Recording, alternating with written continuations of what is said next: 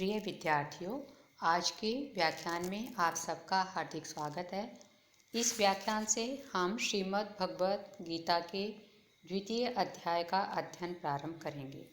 पिछले व्याख्यान में हमने श्रीमद् भगवत गीता इसके प्रथम और द्वितीय अध्याय से संबंधित सामान्य जानकारी प्राप्त की थी। उस समय हमने जाना था कि अर्जुन प्रतिपक्षी सेना में अपने ही सगे संबंधी गुरुजन इत्यादि को देखकर करुणाप्लावित हो गया और शोक संतप्त होकर धनुष बाण छोड़कर रथ के पीछे वाले भाग में जाकर बैठ गया। अर्जुन की इस दशा का निवेदन धृतराष्ट्र के मंत्री संजय ने उनको निवेदन किया। तो आगे अर्जुन की दशा का वर्णन करते हुए संजय कहते हैं कि आगे क्या हुआ। तो वो बताते हैं कि इस प्रकार की दशा से युक्त जब अर्जुन हो गया तो उनके सारथी और मित्र श्री कृष्ण ने उनको यह वचन कहा।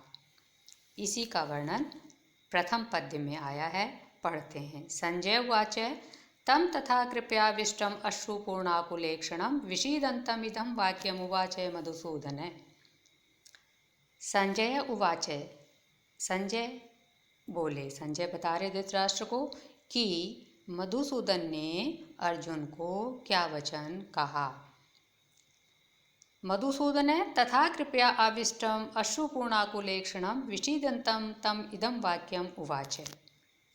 इसमें केवल सामान्य बताया जाएगा कि मधुसूदन ने यह वाक्य कहा। जो कहा उसका वर्णन अगले वाले पद्य में आएगा। तो यहाँ केवल उन्होंने सूचना मात्र दी है कि तथा कृपया आविष्टम, उस प्रकार से करुणा से आप्लावित, अश्रुपूर्णाकुलेक्षणम, आंसुओं से भरे हुए और व्याकुल नेत्रों वाले, विषीदंतम, विषाद करते हुए, विषाद प्रकट करते हुए, तम उस अर्जुन को इदम वाक्यम उवाच, यह वाक्य कहा या यह वचन कहा। एक बार अर्थ और देखते हैं कि मधु नामक दैत्य का संहार करने वाले, यहाँ श्री कृष्ण के लिए मधुसूदन शब्द का प्रयोग हुआ है, विशेषण का प्रयोग हुआ है, जिसका अर्थ होता है मधु नामक दैत्य का संहार करने वाले। श्री कृष्ण ने उस प्रकार करुणा से भरे हुए तथा अश्रु परिपूर्ण और व्याकुल नेत्रों वाले, विषाद व्यक्त करते हुए अर्जुन को यह वाक्य कहा। क्या वाक्य कहा? अगला पद्य। श्री भगवान उवाच, श्री भगवान बोले, कुतस्त्वां कश्मलमिदं विषमे समुपस्थितम् अनार्यजुष्टम् अस्वर्ग्यम् अकीर्तिकरम् अर्जुन। अनार्यजुष्टम् अस्वर्ग्यम् अकीर्तिकरम् अर्जुन। श्री भगवान उवाच, श्री भगवान बोले, अर्जुन संबोधन प्रथमा का एक वचन, विषमे त्वाम इदम कश्मलम कुतः समुपस्थितम, इस विषम परिस्थिति में तुमको यह कश्मल कहाँ से उपस्थित हुआ। कश्मल मनोविकार, यह जो कार्पण्य दोष है, मनोविकार है, मोह है, ये तुम्हें कहाँ से उपस्थित हुआ। जो कि अनार्यजुष्टम ऐश्वर्यम अकीर्तिकरम, न तो सज्जन लोगों के द्वारा सेवन करने योग्य है, शेष लोगों के द्वारा सेवन करने योग्य है, न स्वर्ग को देने वाला है और न यश को देने वाला है।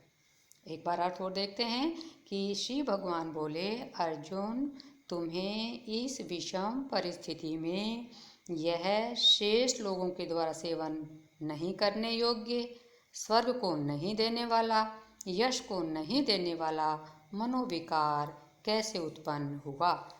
उनको आश्चर्य हुआ। वो उसे समझाते हुए एक तरह से कह रहे हैं कि ये तुम्हारे अनुकूल नहीं है, तुम्हें कहाँ से आया ये।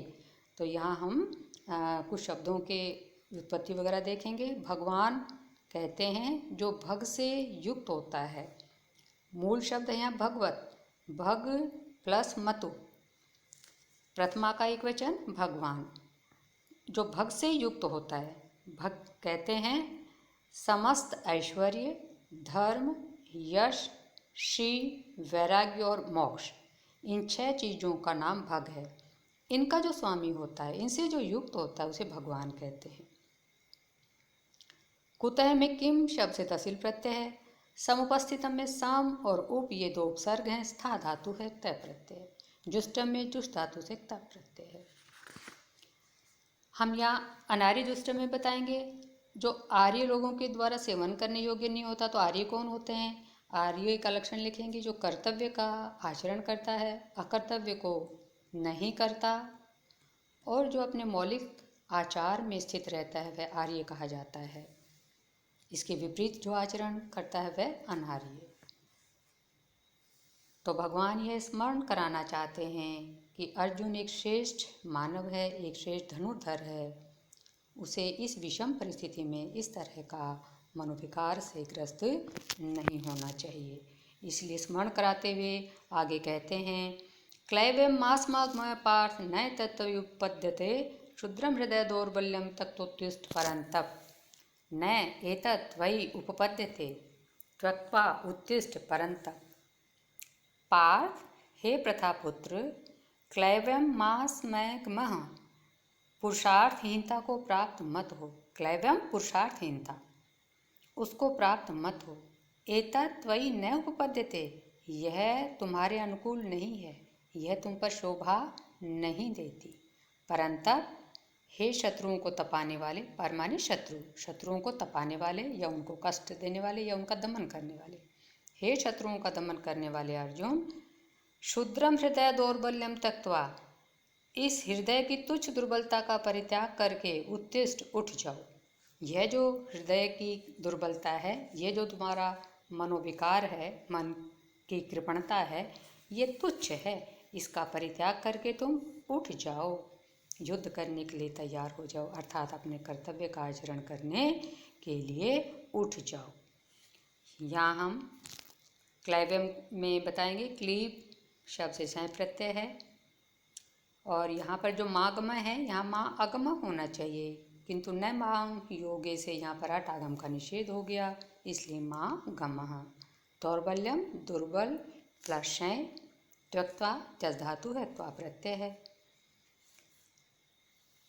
अब अर्जुन अपना जवाब देंगे, अपना स्पष्टीकरण प्रस्तुत करेंगे आगे के कुछ पद्यों में, कि वो हृदय की दुर्बलता के कारण ऐसा नहीं कर रहे, मोह के कारण नहीं कर रहे, अपितु वे इस कार्य को अधर्म समझ रहे हैं। अपने गुरुजनों के साथ युद्ध करना और उनके ऊपर बाणों का प्रहार करना वो अधर्म समझ रहे हैं, इसलिए वो इस तरह से शोकग्रस्त हो गए हैं। तो बताना शुरू करते हैं। अर्जुन बोले, कथम भीष्मम अहम संख्ये द्रोणम च मधुसूदन ईशु भी प्रतियोत्सामी पूजा अर्हा वरिसूदन। पूजा अर्हु प्लस अरिसूदन। वो संबोधन करते हुए कहते हैं, हे अरिसूदन, हे मधुसूदन। दो विशेषण एक साथ आए हैं श्री कृष्ण के। हे मधु नामक दैत्य का संहार करने वाले, हे शत्रुओं का संहार करने वाले। अहम संख्ये पूजा अर्हु भीष्मम च द्रोणम कथम इशु भी प्रतियोत्सामी। मैं युद्ध के मैदान में पूजा के योग्य भीष्म पितामह और द्रोणाचार्य से किस प्रकार इशु भी प्रतियोत्सामी, बाणों से बदले में प्रहार करूँगा, बाणों के द्वारा युद्ध करूँगा, मैं कैसे उनके बाणों का प्रतिकार करूँगा।